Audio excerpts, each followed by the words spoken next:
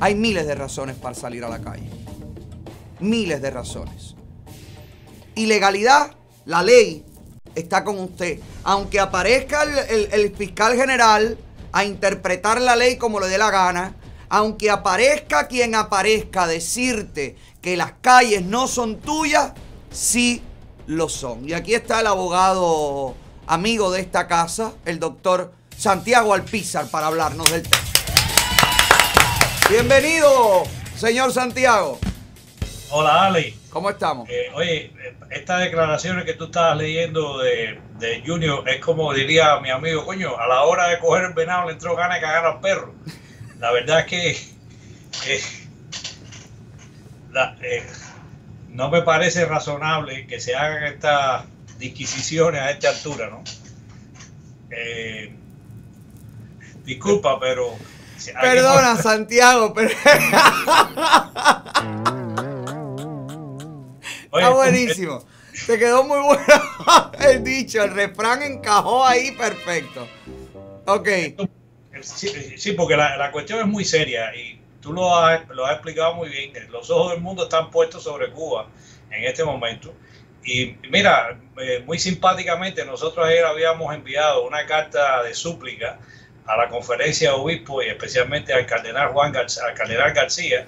Y a modo de ver las cosas, yo creo que nos han respondido hoy, sí, con este acompañamiento que han hecho los obispos, cuya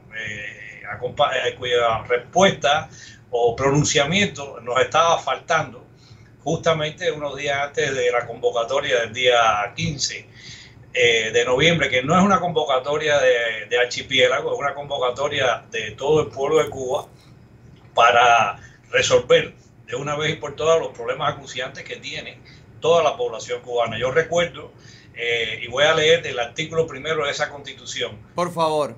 Que dice que Cuba es un estado, lo voy a leer completo, socialista, y él lo está adjetivizando, de derecho y justicia, democrático, independiente y soberano, organizado con todos y para el bien de todos, como república unitaria e indivisible, fundada en el trabajo, la dignidad, el humanismo y la ética de sus ciudadanos para el disfrute de la libertad, la equidad, la igualdad, la solidaridad, el bienestar y la prosperidad individual y colectiva. Prosperidad individual y colectiva que le niega el régimen de oprobio y afrenta que representa el del Partido Comunista de Cuba. Y esta propia constitución ya está interpretada en lo que corresponde al derecho a manifestarse, no por el fiscal general de la República, no por cualquier otro jurista que haya podido salir, sino el jurista de mayor jerarquía, que en Cuba es el presidente del Tribunal Supremo, quien desde su posición ex oficio ha interpretado y dicho que manifestarse, más lejos de constituir, y estoy citando sus palabras, un delito, constituye un derecho constitucional de las personas. La libertad de opinión, la libertad de prensa, de creencia e incluso de filiación política o ideológica, esto no constituye delito.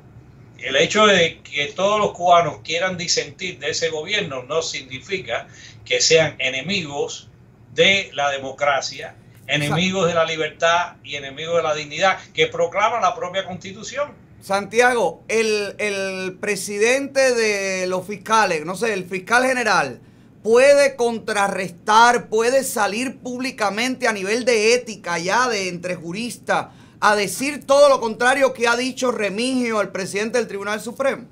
Claro, si lo ha hecho de facto. Ahora, en el criterio jerárquico que representa lo que el Tribunal Supremo de un país indica, esa es la máxima autoridad judicial del país para interpretar y decidir lo que las leyes significan.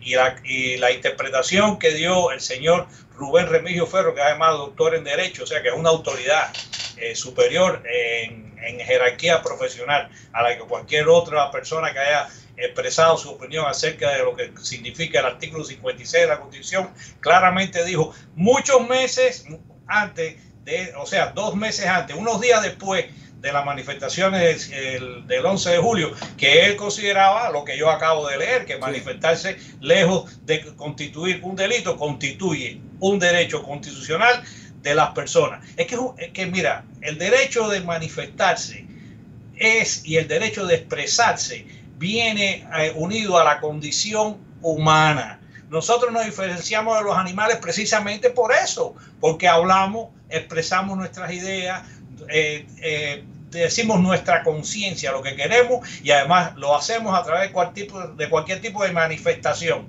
Las manifestaciones artísticas, las manifestaciones sociales, la protesta cívica, esas son formas propias de comunicación del ser humano, de los deseos de prosperidad, de vivir en libertad y dignidad. Eso que le están negando el régimen comunista de Cuba a nuestros ciudadanos, que han dicho basta y se han sumado a la voz de la mayoría racional y cívica del país, que pide un cambio hacia la prosperidad y un futuro seguro para nuestros hijos. Y para esos jóvenes que no tienen trabajo, que no tienen oportunidades, que no tienen posibilidades de crecer dentro de su país, a que están obligados a veces a abandonar en condiciones precarias para buscar unas oportunidades que le niega su propio país, gobernado, regido y esclavizado por un régimen de oprobio que es el Partido Comunista de Cuba.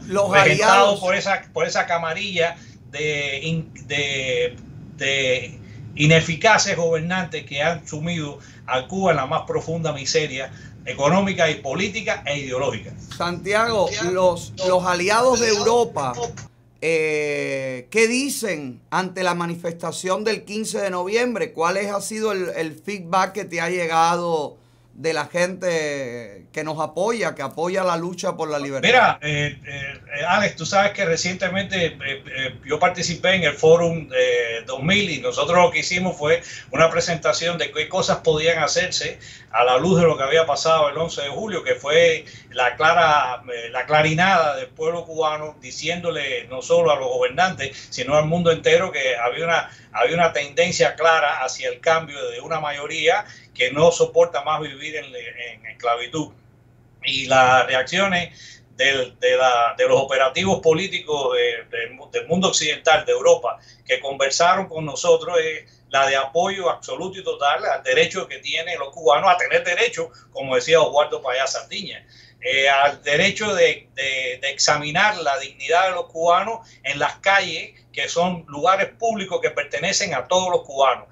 Cubanos que debemos por mayoría ocuparla en conocimiento preciso para el mundo que nos observa de que nosotros tenemos la razón, el derecho y además la suficiente cantidad y multitud de personas que quieren el cambio para conseguirlo ya. Yo no estoy en desacuerdo con un diálogo condicionado que implique la salida inmediata del Partido Comunista del poder a llamar un gobierno de transición de consenso nacional para elecciones libres en el término no más allá de un año siguiente a que se tomen este tipo de decisiones, porque si no, no vamos a lograr nada. Pero ¿tú crees que el diálogo del que hablan los obispos en su carta, o el diálogo que habla también Junior en este comunicado que hizo, es el diálogo con la dictadura para que la dictadura se vaya?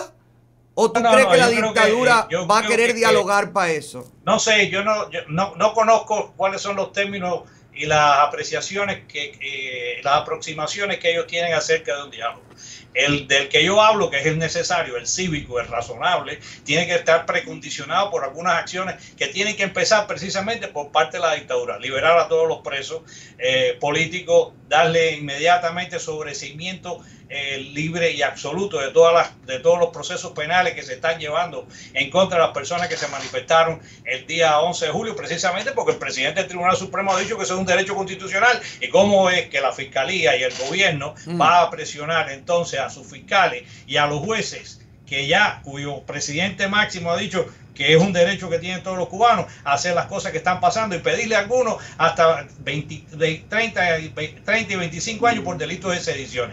No, cuando haya determinadas condiciones que se inicien precisamente con la apertura política en Cuba, la posible registración o registro de sociedades independientes y partidos, entonces Solo entonces será posible un diálogo razonable para que se lleve a cabo lo que estamos diciendo, un gobierno de consenso, la salida de los comunistas del poder a través de elecciones libres y plurales, supervisadas y controladas por observadores internacionales, porque de lo contrario, quien cuenta los votos sin supervisión gana las elecciones. Ahí está. Eso es lo ideal. Pero justamente, Canel, yo quiero que veas un fragmento, Santiago, si me lo permites, de Canel hablando de la separación de poderes en Cuba. O sea, que ellos... Mucho.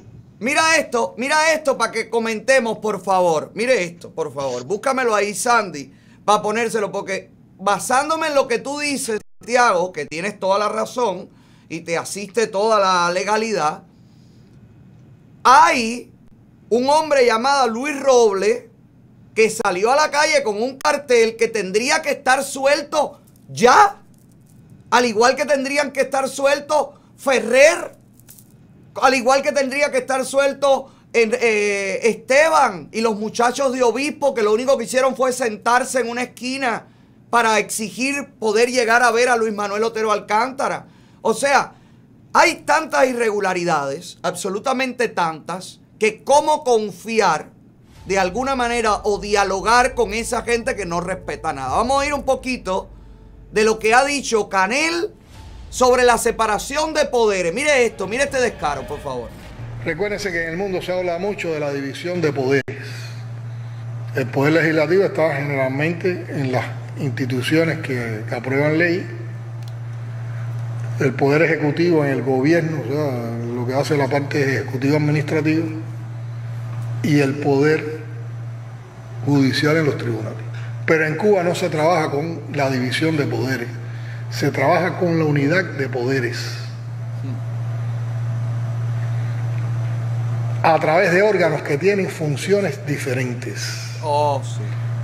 Porque el concepto de poder que se usa en Cuba, en la Revolución Cubana, es el concepto de poder popular, que está subordinado o se construye ¿con qué? En el concepto de soberanía popular. ¿Y cuando hay soberanía popular? Cuando, como dice uno de los artículos de nuestra Constitución, todo está en función de quién, del soberano. ¿Y quién es el soberano? El pueblo. Y como es el pueblo, todos esos poderes se desarrollan a través de la participación del pueblo y de las instituciones o los órganos que representan al pueblo. Con todo esto dicho, Santiago, la gente a la calle representa, la mayoría representa el poder popular y puede exigir que salgan del poder.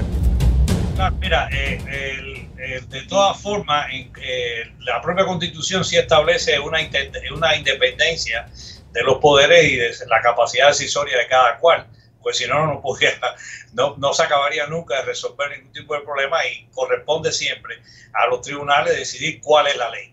Eso no tiene discusión ninguna. Y ya su presidente, el presidente del Tribunal Supremo, duélale o no, quieranlo o no, porque le hacía falta en aquel momento para la prensa internacional, dio la interpretación que corresponde al artículo 56 de la Constitución y refrendó el derecho de la gente a manifestarse y decir lo que le da la gana, siempre que se haga cívica, pacíficamente y sin alteración del orden público.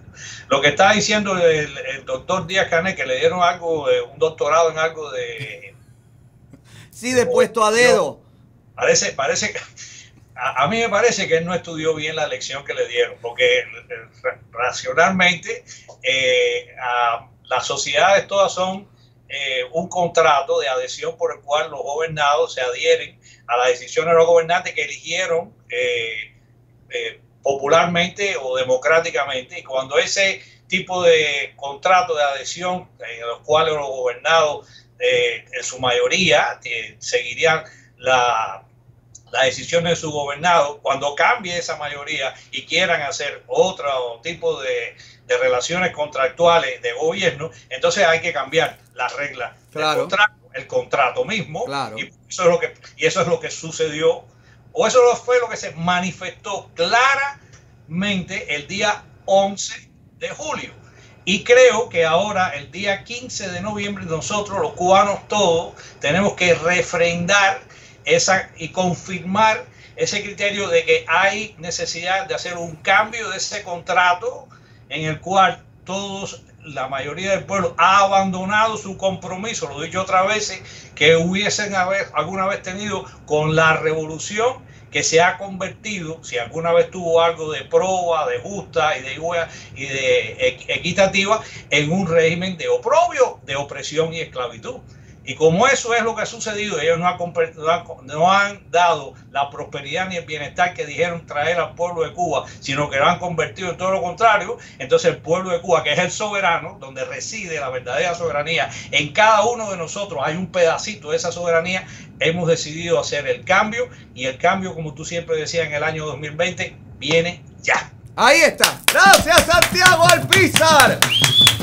Óigame, a las calles, que la ley también está con usted. Así sea la ley comunista mierdera esa que está rigiendo ahí, pero no lo hará por mucho tiempo. Gracias, doctor. Alex, es que ¿cómo le van a quitar, cómo le van a reducir las voces ananadas o al silencio a las madres, a las esposas que tienen a sus hijos y a sus esposos presos por lo que sucedió, por las manifestaciones cívicas del día 11 de julio? Yo tengo casos que hemos reportado a la Comisión Interamericana de Derechos Humanos de personas de mi pueblo que están enfermas, que tienen una situación de familia terrible, que el gobierno cubano no se está ocupando de ellos, de niños con parálisis cerebrales, el mismo padre teniendo otro hijo menor que también fue detenido junto con él. Son casos tremendos, y estoy contando sencillamente aquellos que yo estoy llevando desde mi oficina,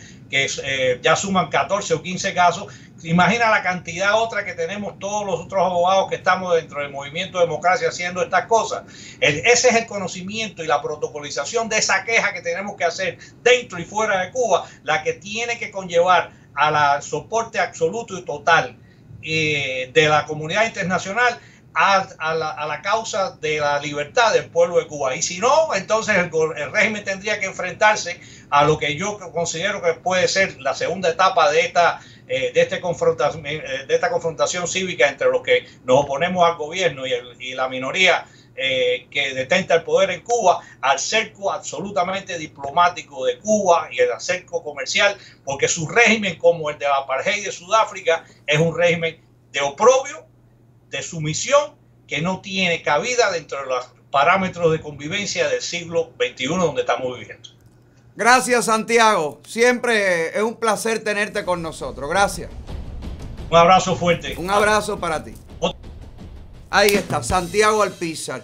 Y usted que me ve dentro de Cuba, con los datos móviles, en los puntos Wi-Fi, que me ve con las memorias, que me ve el pedacito en las redes, que le pasan el audio por WhatsApp o por Telegram. Usted que está allí, sépalo, por usted, por los suyos, por sus hijos, para que podamos regresar y para que podamos estar todos en la Cuba que nos pertenece. La libertad está en la calle. Dale,